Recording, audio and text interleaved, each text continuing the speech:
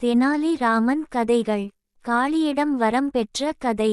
சுமார் 480 வருடங்களுக்கு முன் ஆந்திர மாநிலத்தில் உள்ள ஒரு சிற்றூரில் ஓர் ஏழை அந்தண குடும்பத்தில் பிறந்தான் தெனாலிராமன்.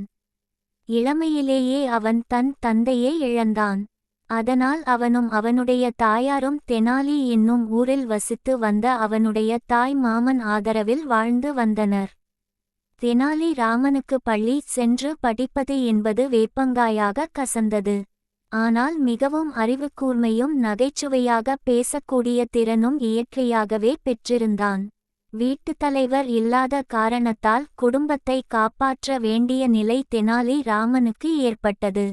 அதனால் என்ன செய்வது என்ற கவலை அவனை வாட்டியது. ஒருநாள் தெனாலிக்கு ஒரு முனிவர் வந்தார். அவர் இராமனின் நிலையைக் கண்டு அவனுக்கு ஒரு மந்திரத்தை கற்றுக் கொடுத்தார். அந்த மந்திரத்தை பக்தியுடன் ஜபித்தால் காளி பிரசன்னமாவாள் என்றும் சொல்லிச் சென்றார். அதன்படியே இராமனும் ஊருக்கு வெளியே இருந்த காளி கோயிலுக்குச் சென்று முனிவர் கற்றுக் கொடுத்த மந்திரத்தை 108 முறை ஜெபித்தான். காளி பிரசன்னமாகவில்லை. ராமன் யோசித்தான்.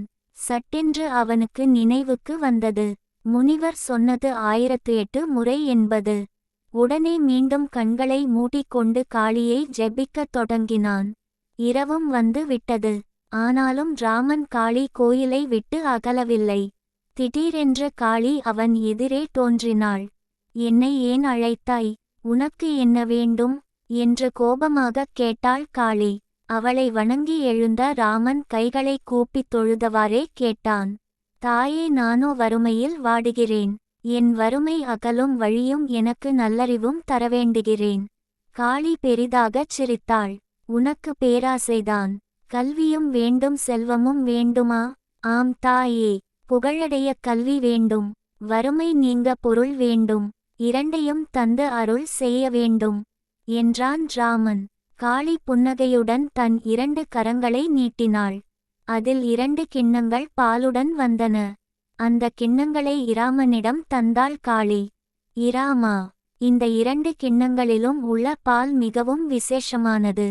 வலது கிண்ணம் கல்வி, இடது கிண்ணம் செல்வம். நீ ஒரு கிண்ணத்திலுள்ள பாலை மட்டுமே குடிக்க வேண்டும்.